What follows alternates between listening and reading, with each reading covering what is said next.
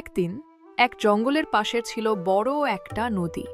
সেই নদীতে থাকত এক বুদ্ধিমান কুমির, আর জঙ্গলে থাকত এক গর্জন ভরা বাঘ। দুজনের মধ্যে বন্ধুত্ব ছিল না, আবার শত্রুতাও না। তারা একে অপরকে দূর থেকে দেখত, কিন্তু কথা বলতো না।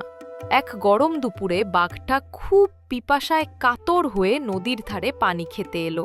ঠিক তখনই কুমিরটা পানির নিচে ছিল। বাঘের ছায়া দেখে কুমির ভাবল, আরে আজ তো একেবারে রাজভোজন হবে। এই বাঘটা যদি ধরতে পারি, আমার তো 3 দিন খাবার লাগবে না। চুপি চুপি কুমিরটা বাঘের দিকে এগোতে লাগল।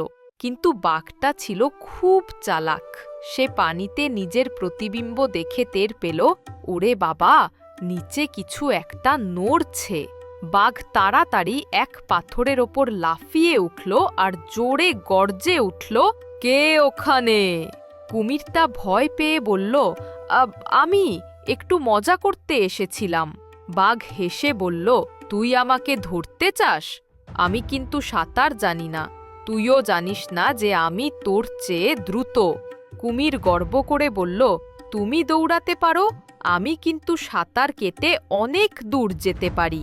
বাঘ তখন মাথা খাটিয়ে বলল, তাহলে চলো, দেখা যাক কে বেশি বুদ্ধিমান। আমি এই তীর থেকে চেঁচিয়ে একটা নাম বলবো, তুই সেটা মনে রাখবি। যদি ঠিকভাবে বলে দিতে পারিস, তুই জিতবি। কুমির রাজি হলো। বাঘ বলল, শুন, আমার নাম রাজা বাঘ গর্জন সিংহ। তারপর বাঘ জোরে বলল, এখন তোকে বলছি, 3 বার বল। কুমির হাসতে হাসতে বলতে লাগল, রাজা বাঘ গর্জন সিং। আর ঠিক সেই সময় বাঘ গর্জে উঠল, সিংহ মানে রাজা। এবার দেখা যাক তুই রাজা নাকি আমি।